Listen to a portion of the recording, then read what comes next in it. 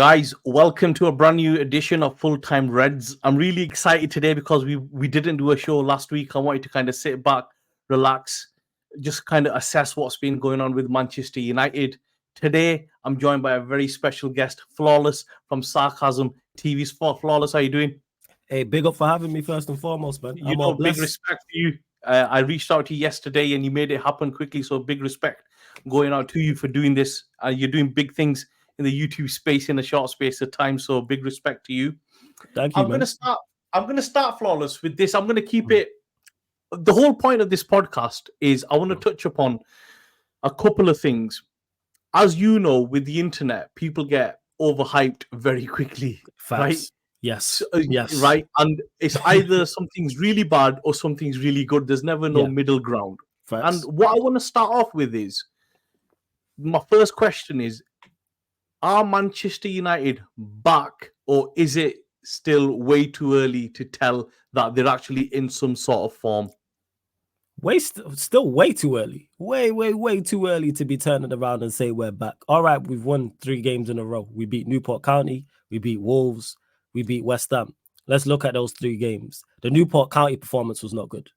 That team is 16th in League 2, and we was in a game. Ten Hag was making defensive substitutions to try and hold on. So let's not act like that was a fantastic performance and all things went well in that game. No, it did not. The Wolves game, easily one of our better performances. But even still, for, I'd say 80, 85 minutes of that game, no complaints whatsoever. But that 5 to 10 minutes added on time as well was awful. And we almost didn't win that game. Let's not forget, it took Maino to score a sensational solo goal for us to win that game. And we should have been out of sight. 2-0 up, 3-1 up. Game should be comfortable. But I'm on my watch along and I'm saying when it's 2-0, this is great. Get the 3rd goal. Because I've seen this team. We watched this team in the Champions League. Yeah. Go up 2 goals and concede. So, yeah, the Wolves game, that part, and it's just terrible decision-making. The way we give up goals always annoys me. You know, you watch a lot like me, and I watch other teams as well. Why do you think United concede? Why are they so fragile like that? Bar Sunday, every other game, they usually go 1-2 up. And you think the other team still has a chance. United seem to need 3 or 4 goals every game. Why is that? I think it's just skill. I think people do too much. I think it's just skill. And when I say skill, it's not just from a technical aspect and a physical aspect, also mental concentration. We don't concentrate. We don't lock in. And then you add in the manager, for whatever reason, has gone away from playing a double pivot. Ten Hag's having the season Ten Hag had in his first season, the reason why it was so good, it was built off us being defensively solid, being rugged, being tough to beat, and he moved away from that. And ironically, our better performances this season have come when he's played 2 people in the pivot. So, like, for instance, the Wolves game, West Ham, Liverpool draw. Arsenal, even though we lost, we conceded 2 goals in stoppage time. Aston Villa at home, even though we were 2-0 down early, because too many people, shout out to my guy Peter, he always says this, do performance-based analysis. So it's, if we win, fantastic performance, everything's great. If we lose, everything's terrible, everybody needs to be sold. It's like, no, you can win games and perform poorly. You can perform well and not win a match. Like both of those things happen, and we've seen it many a time. So in regards to us conceding late goals, I think the setup, and then also individually, we're not that good.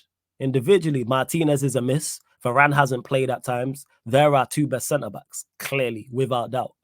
And that's where it's at. And also, Onana's been making mistake after mistake. That doesn't help either.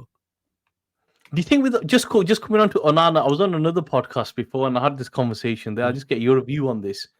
Do you think with Onana, I was watching Alisson, you see, on Sunday, and I think he gets away with murder. I've seen him do some massive howlers in big games, and I think he lives off past reputation a lot.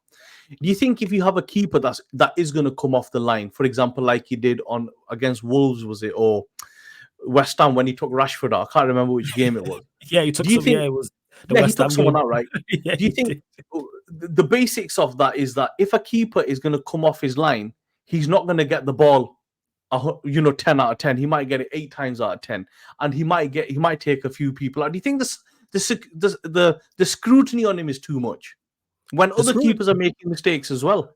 Yeah, the scrutiny is on him though, because you're Manchester United #1 goalkeeper. when has Manchester United's number one goalkeeper, whether he's performing very well or he's performing poorly, has not been under scrutiny?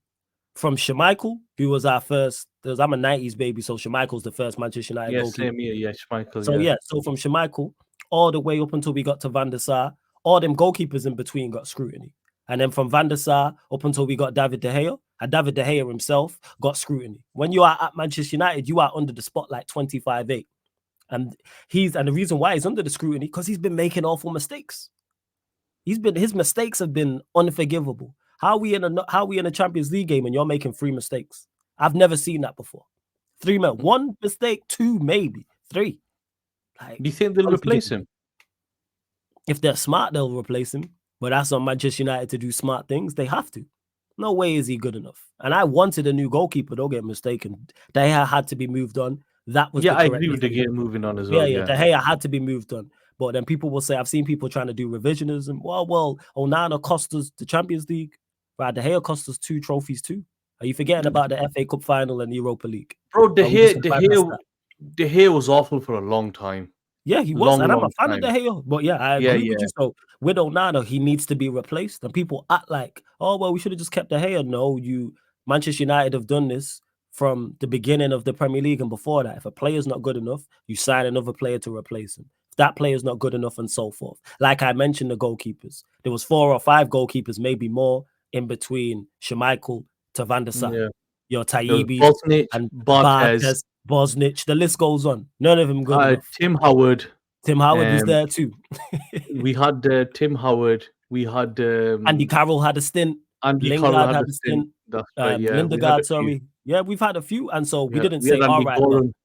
Yeah. Who's ex-Rangers for a game as well. Yes, I remember it well. But we didn't say, all right, well, Tim Howard's, we're just going to stick with Tim Howard because, we don't know what's up. No, we're going to move on until you find your Van der Sar. And now after De Gea, we now have to find the next goalkeeper in line. And it may not be the one after Onana. It may be the one after that. Or you keep buying players. So you think it's more of a skill issue with the players, right? Where you're thinking the players technically, skillfully, and concentration-wise as well, they lose it in games. Yeah. And people I say this all the time, especially on my platform, people give these players too much credit. When people talk about them, they don't want it enough. They don't die for the badge. They don't play for the fans. They don't play for themselves. All of that is true. And then people will revert back to legends and say, well, they did this, they did that, etc. All like people are, they're not captain-like. Whether you have the armband or not, if you are captain-esque material, you are going to perform, you are going to maneuver and perform like a captain. Roy Keane, before he got the armband, was a captain. Same with Rio, same with Vidic. They didn't get the armband and all of a sudden we looked at him and went, you're a leader, you're a captain. That's built from within. There's Ince as well. Yeah, Ince, the list goes on about Brian Rupp, the list goes on about all our captains, but that's the point that I'm making. And then people always look at like, how was I gonna go with this now? Yeah, like I said, it's a skill thing. All those players I've just mentioned, people talk about them being leaders. They had fantastic talent. They were talented. You know what I find really interesting, right? Is and I've said this in a few podcasts, is that and I don't know if you've noticed this. Bruno Fernandes, Rashford, and Sancho at the time, they never go for a 50-50 ball in the air. Bruno Fernandes will actually just stay there and lean forward so the player falls over. Rashford doesn't fancy it, and Sancho didn't fancy it. They constantly, next time you watch United, go for an aerial ball. And I found that crazy, like in a game where you have to win 50-50s, where you have to be hungry for it. Yeah, and 100%, of course, because you need to have the mental attributes. You need to be on it mentally. Technically, you need to have it. Physically, you need to have it. Depending on what type of player you are and where you play and your importance to the squad, that varies. But I think people put too much stock on the mental attributes and being a leader. Even if you gave all of these players and gave them all hungry, etc. Like we were just having this conversation just on my podcast today. Dalot. One thing I will never say about Dalot is he lacks effort. He doesn't try. He plays for the badge. He plays for the fans. He plays for himself 110%. He's just not good enough. Yeah, I agree with that. Yeah, I agree with that. But I think Dalot has all the mental attributes you would like. I've never heard anybody ever say, Dalot didn't put in the effort today. You just mentioned 50. I've never seen Dalot pull out of a 50-50. Yeah, he's just technically not at the top level of a right back, but otherwise his application you cannot argue with. Not fault, but application is not enough because if they put me and you on the pitch, Bilal, for that much money, me and you would Yeah, apply we'd be flying around as well. We'd be flying, but I'm not good enough. Yeah, Simple. I all agree. the application in the world and you know what I'm saying, kissing the badge and hyping the fans is all well and great, but you need skill to go alongside these things. And I think nostalgia has killed some of the fan base when they look back at previous teams, like, oh, he's not like Rooney. Rooney was technically gifted. Yeah, Rooney was something else at a young age. This is what I'm like, that's not the norm. Like, he had talent for all his mental attributes. The technical attributes was there as well. And that's what you need to combine the two. City have it in abundance.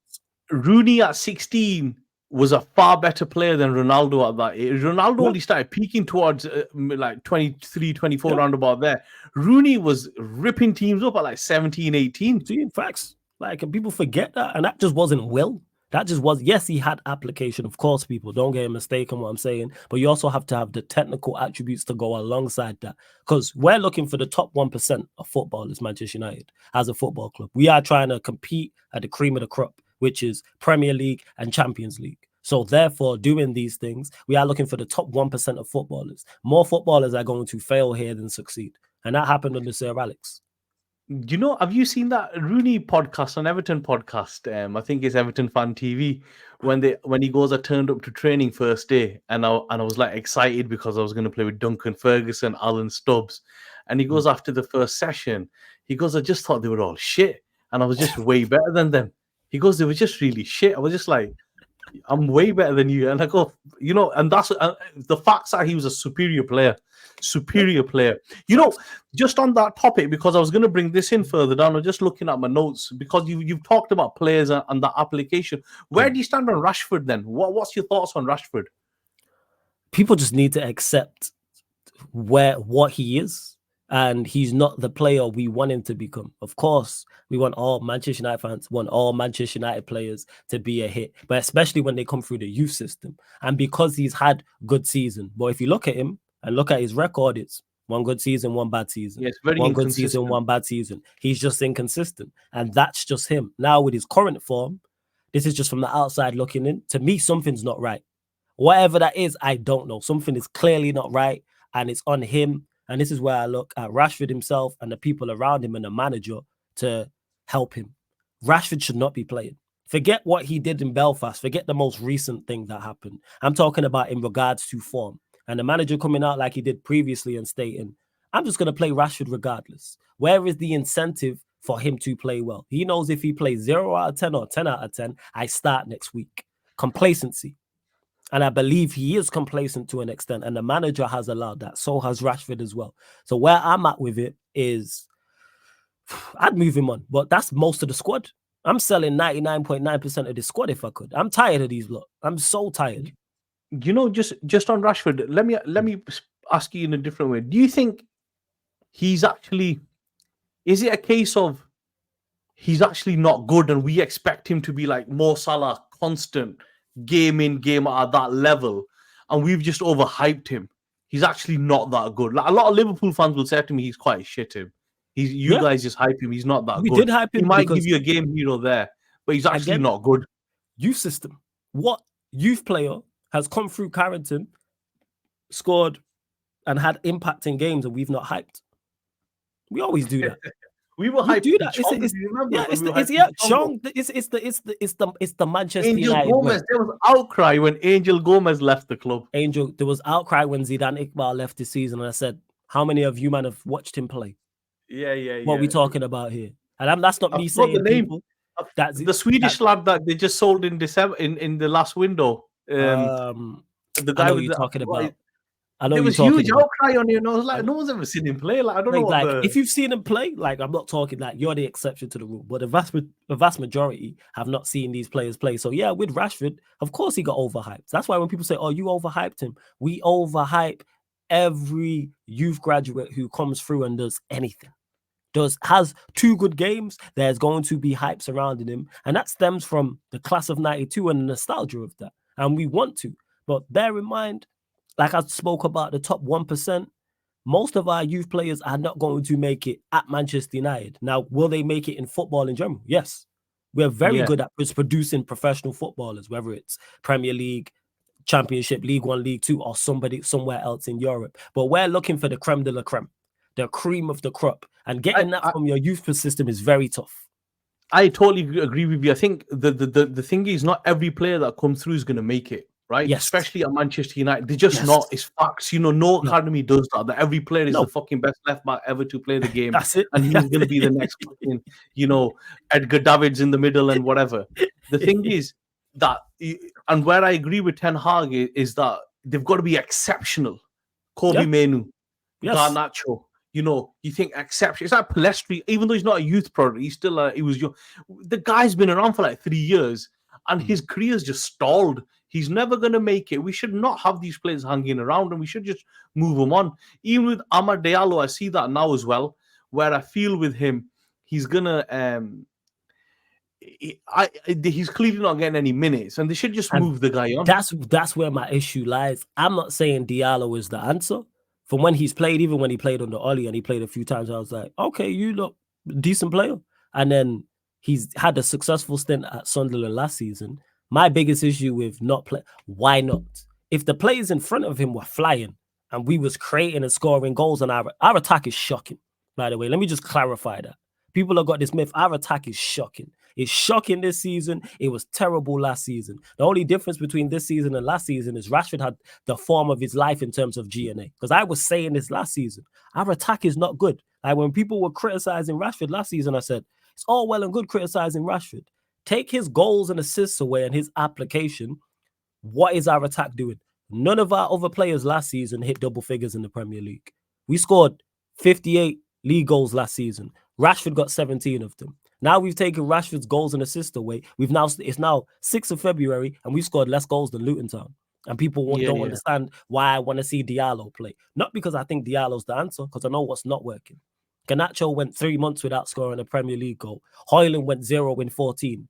Give the other attackers a chance just to see what they can do. I think Anthony went, 30 games without a goal or assist?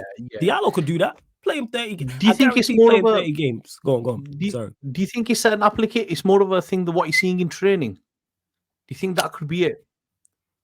I don't think it's that, because the reason why I don't think it's that is because if that's the case, why have him around? Why have him on the bench? If his trading is so bad and it's such a detriment as to why you are not picking him, loan him out. January just went. This player is clearly no good if that is indeed the case. I just think he has his favorites. That's what it is. I don't believe in this whole training stuff. And that's another thing people do. Oh, such and such is bad in training. How do you know? None of us watch training. There's zero footage. And we trust in Ten Hag on that now. Okay. He's played Anthony week in, week out for however long. Come on. So whilst we're on the youth then, Rashford, right? What about Kobe Manu then? Where do you see him? Obviously, we don't want to overhype it. Like realistically, how do you think he's getting on? He looks like the real deal. When I talk about application and then adding skill to it, he has exceptional skill. I'm saying that because our team is so unathletic and he adds so much to that. Like when I talk about his physicality, it's not just his pace and power, his agility. That's the third thing that caught my eye straight away. Balance. Because that's another, a lot of our players just slow on the turn. Younger than me, and I'm more athletic. Like, can't tell, like, his balance is ridiculous. And then you add in the technical aspect as well, like his first touch, his weight of pass. He always seems to make the correct decision. He always seems very composed. Like, if someone told me, oh, Mano was 24, even though he don't look 24, you'd be inclined to believe them if the game was just in black and white because of how he plays. Like, that's where I think he's at. I think he is the real deal. But we'll see. I'm not trying to overhype him, but I can only go off the evidence I've seen so far. And what I've seen so far, very, very good. Super impressed. He's got great composure, you know, for just a play in general. He reminds me, and I was watching Ferdinand say this, and I totally agreed with it. He reminds me of Seedorf, you know, just that style of play. Yeah, I'm going to relax with the Seedorf comparisons, but I hear you. I'm not saying I'm saying his build, profile. His style of play is very like Seedorf. Seedorf was an exceptional player, and I think City were after him, Manu, and I'm pretty sure they still are after him. which will be interesting to see what happens with him regarding when his contract's up. I think it's up pretty soon.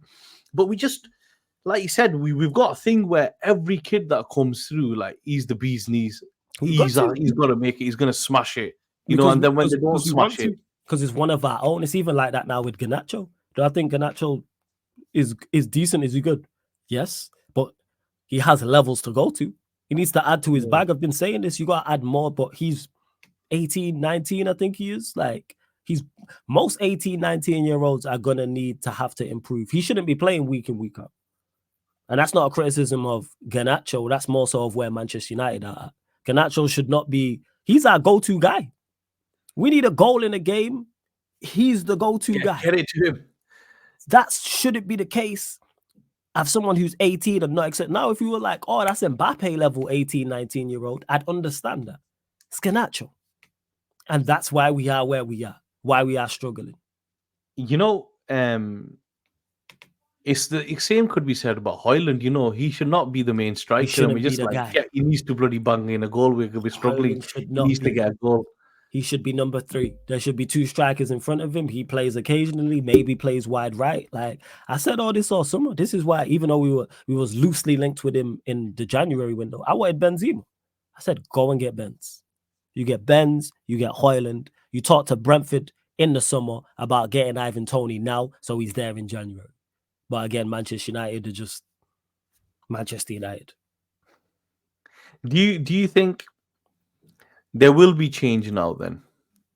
With all the changes that are going on, a different transfer approach, a different way of building a squad. I think the article today where they're going to look at players which are last year of contracts. And it reminded me a lot of Juventus when they were relegated and they came back up. They took a lot of players that were either really old or on free transfers to start building a squad and try getting them to compete, which worked really well for them. So do you see the approach changing a lot now going forward? It sounds good. That's what I'd say. It sounds great. The Omar Barada appointment, I'll give him full credit for that, because it was someone who's best in class, has had success at City, had success at Barcelona. It was done quickly, it was done quietly, so I praise him for that. But all this talk about our transfer strategy, I seen it today about a new stadium potentially or improvements on the stadium. How about you fix the damn roof? How about we start there? I'm tired of words and buzzwords, and they want to make it the Wembley of the North and put the man back in Manchester, whatever that means. Actions. Like you said, proofs in the pudding. Shut me up by actions. I'm tired of words. So do I personally believe anything's going to change? No, I have, because I can only go off evidence. And people will be like, oh, well, it's Ineos and Jim Ratcliffe and the Glazers ain't involved and so all of a sudden the Glazers want what's best for Manchester United Football Club. I'll believe it when I see it. Shut me up. Do just on the Omar Barada appointment, which was done pretty quick, nobody knew that. Nobody even thought of Omar Barada. I was reading reports in the Financial Times that I remember a week earlier that they were looking at the top dog at Nike, somebody from that kind of sporting brand background, and they went totally opposite. From what I've heard, the ratification will happen tomorrow at the SEC, and the Premier League ratification happens, I think, by next Wednesday. And then they'll appoint a director of football pretty quickly within days. Okay. Whether that's somebody they have to put on gardening leave or somebody who's out of a job, I don't know who it'll be. Do you expect a lot of big appointments quick? I mean, like senior appointments to happen from now until the end of the season, or do you think it'll only be 1 or 2? If they're serious, then it should be. It should be a direct. Well, we've got the CEO. It should be a COO, director of football, technical director. Because I've said when I say I want everybody gone, that is beyond the players and the managers and the coaching staff. I'm saying full clear out.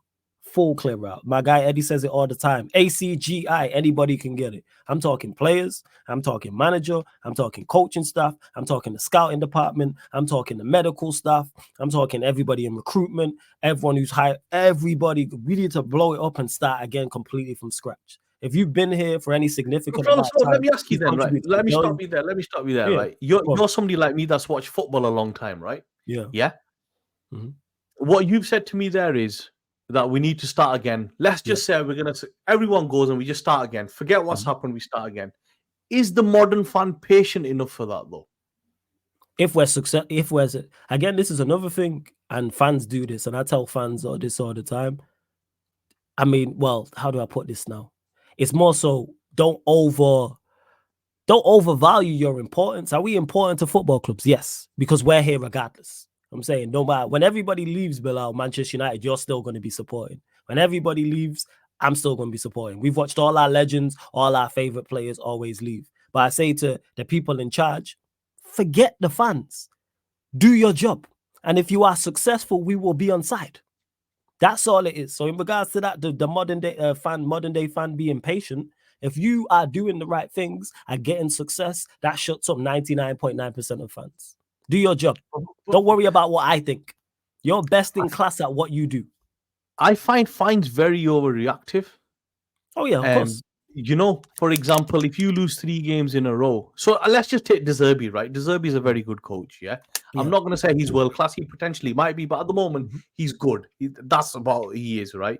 Now, if you look at his record over the last 3-4 months, and if he was building a project at a big club and having that many defeats, but you could see something happening, but he was still losing, you know, so many games. Fans were just they'd want him out, you know, and that's another problem. I get it, but that's the price you pay for being at a big club.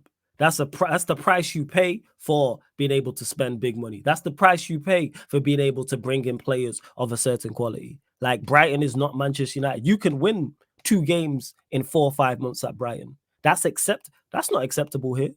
And even in a rebuild, people getting mistaken. Just because you're rebuilding and it's a process, don't mean the results have to be bad. We watched Thomas Tuchel go into Chelsea and turn them around under Lampard and win them the Champions League 6 months later.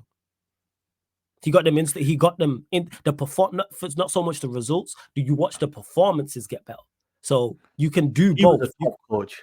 That's the point I'm making. What did you just say there, Bilal? Top coach, even though I'm looking at him funny now, he's at Bayern. At that point, it comes back to what I'm talking about, skill. You can rebuild and get results. You can be in a process and get results. People getting mistaken where it's like, oh, well, it's 5 years of bad results, and then the 6th year we're gonna no. Klopp did that. No. But even Klopp reached the final straight away. Yeah, as soon as Klopp came in, I remember I watched a couple of his games as soon as he came in, and I got it straight away. I get this. I think he went Chelsea in the first or second game, and they were. I think it was Norwich was his first game, and it was like a 4-4 or something. And then he went to Chelsea somewhere, and he was conceding constantly, if you remember, before they bought Van Dijk. And the media were going after him, but the fans got it, and he kept it rolling, and you could see that we're going to add this in. Because they got instant results. They got instant results. They seen an improvement on the performances as well. And did he not reach a cup final in his first year and his second year? He might have lost them both. He went to the Europa League in his first season. He lost the final to Seville. And then in the second season, he kept going and going and going, and he never really looked back. So you could argue that even though it wasn't instant results in terms of trophies, there was a level of, we're reaching finals. The performances are improved, the recruitment's improving as well. And there's a clear style and a way of how we're trying to go about this. He didn't change. It was like, you score 4, we'll score 5. And Klopp's proof to that. And Klopp is a quality manager. As much as I banter him and run jokes, Manchester United fan, of course, I'm going to run jokes about the Liverpool manager. Like, without doubt, whether he's successful or not. So that ties into it. You don't have to go win 4 matches in 20 in a rebuild. So with a manager, we need to go and get a manager who can, rebuild, but also improve performances and get results. That's not impossible. Is it tough to find? Yes, but it's not impossible. So do you think, where do you see, what do you see happening with Ten Hag then? Oh, it's a question of when he gets sacked, not if. This can't continue. Really? Yeah. You can't continue. What is it?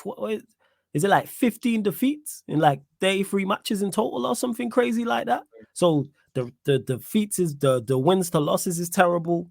The way we went out of the Champions League is embarrassing. If we was to sit here and say what players individually are having a good season, you could count it on one hand. The team's not playing well.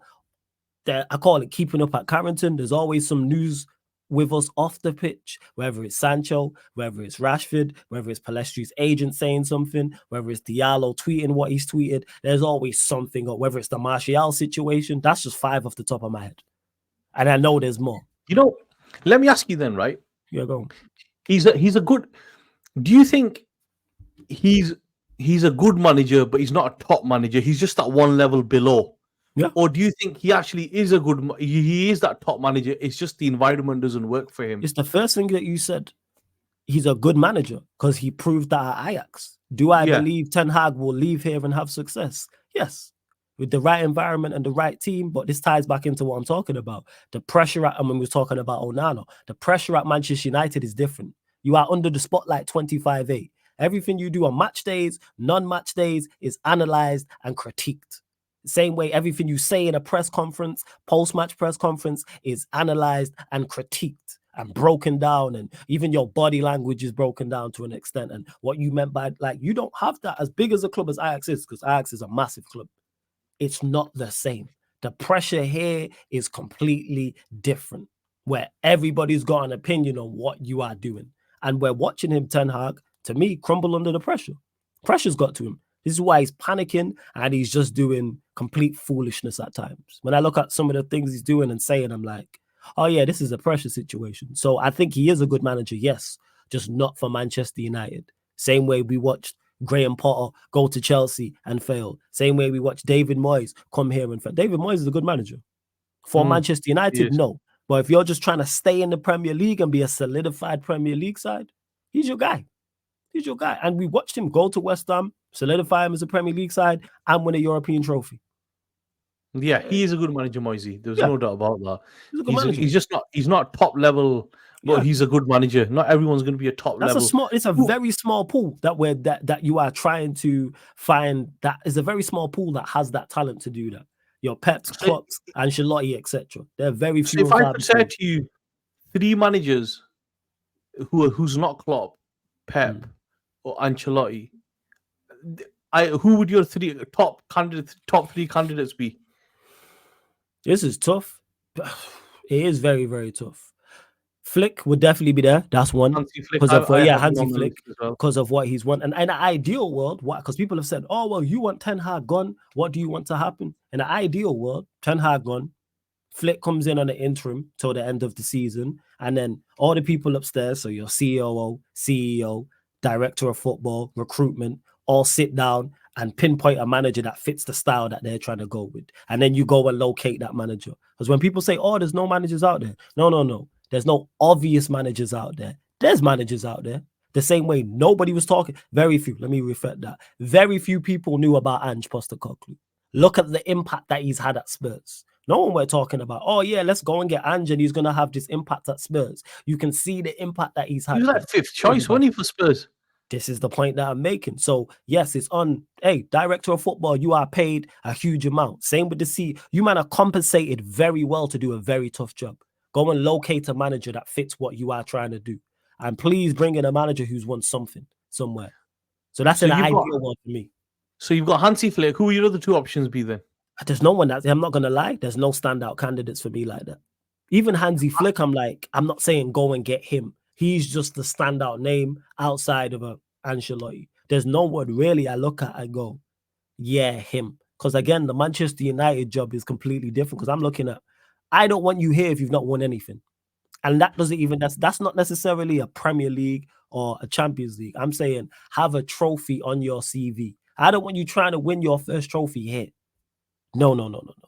Terrible idea. Because when you look at any manager who's won the Premier League or Champions League in the Premier League era has won something beforehand. Even if it's a domestic cup in another country or a domestic title in another country. Even bring me a Conference League, something, anything. I would have Flick or Tuchel as my 2. I would have said Tuchel a few months ago, but he's looking very, very dodgy at Bayern Munich. I think everyone looks dodgy at Bayern if they don't fancy you. It's the Eric Dyer signing. I can't get over it. I can't. It's Eric Dyer. Like, I understand managers get things wrong, but there's certain signings I look at and I go, they were trying to sign Trippier as well. This is what I'm saying. No. They were trying to sign Trippier. I was like, And what is I'm a going fan on? of Tuchel, Trippier. It's like when we got Mount. I said, why? Awful. That's up there with Dyer. I'm like, I hope Mount he pulls don't through, fit. though. I've got high hopes for Mount. Yeah. I got no hope for Mount. I was like, it's awful. At the time when we was linked to him, I was like, even if you rate Mount, you look at our team and go, we're not set up for him to succeed. Bruno plays because he's the captain and Casemiro plays. So you telling me a midfield of Casemiro, Bruno, and Mount is what works? I ain't the brightest. Even I know that doesn't work. What are we doing? Awful. But hey, we'll see. We'll see. You know, just my last two questions then. First, do you see us getting into the top 5? No. I think at best we finish 6th, 7th. I don't think we'll get into the top 5. I don't think we're better than the 5 teams. I don't think City, Liverpool, Arsenal, Spurs, Villa. I don't think we're better than those 5. Do you think we'll turn Villa over? No, I don't think we'll turn Villa over. I can see I think it'll be a draw. And that's more in hope than expectation. That's my bias as a Manchester United fan. What's the last good, let me ask you, Bilal, what's the last good team we beat away from home? I can't remember. Are we in February? And I'm asking you, what's the last good team we beat away from home? And you're like, I think the biggest away result we had was the 0-0 against Liverpool. I thought we played all right against Arsenal. We were unlucky. We did. Arsenal, we was all right. Yeah. But look, we're going back to. And we were all right against Tottenham in that first 20 minutes. Yeah. But again, that was about it. Look how far you're going back. I think Tottenham was like August, September. Third game it was. So it was like August, and Arsenal was that was the start of the Sancho saga. That was like September, October. So again, this is why I don't have confidence. No, I really don't. I hope I'm wrong and we turn them over. So describe to me your perfect transfer window then. Forget who goes out. We know your thoughts on that. You want to, ideally, right? Not like 11 new. Like ideally, what does your perfect transfer window look like this summer? This summer coming up, new goalkeeper. Okay, new goalkeeper. There's no goalkeeper that stands out that I go and get. Definitely a new goalkeeper. Would you get a new right back? Yeah, we need 2 new fullbacks. We need 2 new fullbacks, in my opinion. New right back, new left back, definitely. I like Martinez and Varane. But I'm just going to do the first teamers and not even talk about squad players because we need backup in the centre-backs areas. Definitely another central midfielder because relying on Maino is unfair to him. Or an 8. Someone who could do both, 6 or 8. You know what I'm saying? Someone who would complement. Yeah, I would say a 6. You know what I'm saying? I would say a 6, but a ball-playing 6 who's going to progress the ball forward. Press resistant. Not De Jong, but I like that type of profile. Not Kimmich, but somebody like that who's technically sound in there, can physically still move around and stuff like that, and is agile and balanced like but basically a better version of Maino, who's more press resistant and has a better passing range. That's not a shot at Maino. And that's what we saying, sell Maino. No, him and Maino should be there to compete for that. And then definitely need a new number 10 because I'm tired of Bruno. He does a lot of Hollywood balls, doesn't he? I'm tired of him. The fact that he got booked before the Anfield game and there was a conversation about whether he got booked on purpose tells you all you need to know. That would never happen to any other captain at Manchester. Anyone, not even any other captain, anybody we rate, that's never happening to. Because people were like, do you think he got booked on purpose? I said, honestly, I really don't know. However, the fact that you're asking me that question lets you know what we think of him. Because last season, when Casemiro got booked against Palace, you know what I'm saying? Before the Arsenal game, there was no conversation about whether he got booked on purpose. Why is there a conversation? So definitely 110%. 10. You know, the last game we lost. What was the last game we lost? That's a good question. Was it Nottingham Forest? Was it Forest? I'm gonna check now. I think it might have been Forest. It was one of the games, and I watched him, and every time. It might have been the Tottenham draw as well. I think one of the games I was referring to, right? Yeah, we drew against Spurs, and then we lost to Forest before that. What he would do is, but I'm on about Bruno here. He gets the ball, and he goes for the Hollywood pass straight away, right? He's trying to play it long, and you can see that the other guy. Now, at this point, the manager can't do nothing. You as a player have to have the IQ and think, you know what? He's not having it. I don't. He doesn't look confident. Let's just keep the ball, play it simple, play it 1-2. Let's control the pace of the game. He'd constantly go long. We'd get turned over, and the team would come right back at us. And I thought that was really poor. I know a lot of fans will compare him to De Bruyne on stats, but De Bruyne is a different kettle of fish when it comes Facts. to pace dictation, playing the right ball. And sometimes, if you watch De Bruyne, a lot of his balls are quite straightforward, but it's the weight of the pass and the correct time of the pass. With Bruno, he's constantly going for that big Hollywood ball, constant, and that's what sometimes causes him a lot of problems. It is decision So I'm with you on that. I think he's tired. I wanted Madison in the summer. Madison was a good buy for 40-50, what they paid for him. 40 million. And people were telling me, no one touched him as well. Don't get him. He's injury prone. Oh, don't get him. He's been relegated. Newsflash, our most successful captain ever in the Premier League era got relegated. What are we talking about? Do your history. You could just be saying anything. Saying anything and doing anything. But yeah, number 10, number 9, and 2 wingers. Would you get a backup striker? You'd have to, wouldn't you? I'd get a first choice striker. I'd get a first choice striker. And I'd get 2 first choice wingers. Ivan Toney would be on top of the list. He's in the last year of his deal. He runs out 2025, I believe. Go and sign Arsenal are looking at him as well, aren't they? They're looking at him. Chelsea have been linked to him. Why we're not, I don't know. Go and sign him. What about wingers? Any wingers you like? Like any names wise?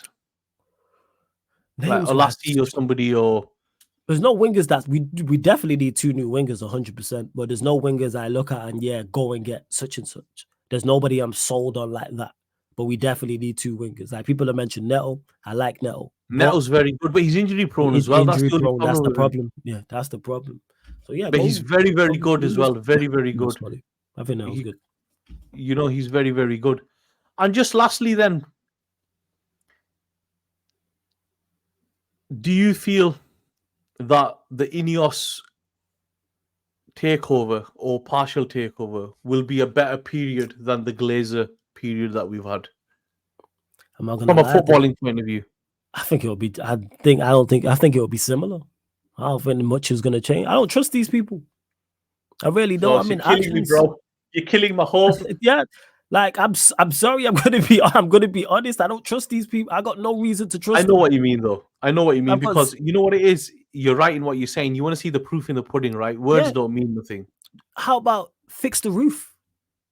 That's what you can do. Someone told me on my. Did you see the David Gill interview?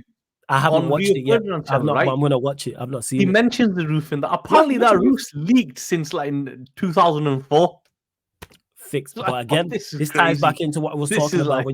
When you mentioned patience. Yeah, because we were winning. Nobody cared like that. That's what he said as well. He goes, because we won, nobody cared. Yeah, because we was cared. He goes exactly the same thing. People forget when we was three-peating and winning the Champions League, the green and gold scarves was out in full. I was like, people forget that. Go and check it. 2010, there was a big movement when Beckham came to with the AC Milan. The green and gold was in big movement. Green and gold. I remember being there in that 08 run because I was at the ground for a couple of the knockout ties. I remember. I had my green and gold scarf on. I was there. So, like with the roof leaking, that's easy. That shuts me. Oh, you're on the right wavelength. I was saying the roofs, you might fix it good. I'm tired. I don't need any more buzzwords, no more statements, no more we're going to do this. Do it. I hope I'm wrong, but I just don't see it. Time will tell. Time will tell. Yes. How can people catch up with you, connect with you? How can they do that? Big up for having me, first and foremost. I've enjoyed this, so I appreciate the invite, first and foremost.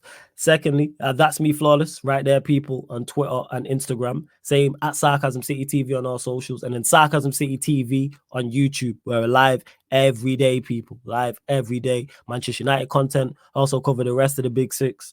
Also cover over the rest of the Premier League as well. And like I said, we're live at least once a day. Normally twice a day. We're live on the Sarcasm City TV YouTube. And no matter where you are in the world, we have earlier shows, then we'll have late shows. So there'll be a show there for you. And probably covering the team or talking about the team you support. But yeah, man. Go check him out, guys. Check him out. Support him. He's doing some amazing work in the YouTube space. Thank you for listening. We'll be back next week. It's been a pleasure. Yeah, man. Enjoyed this. Big up.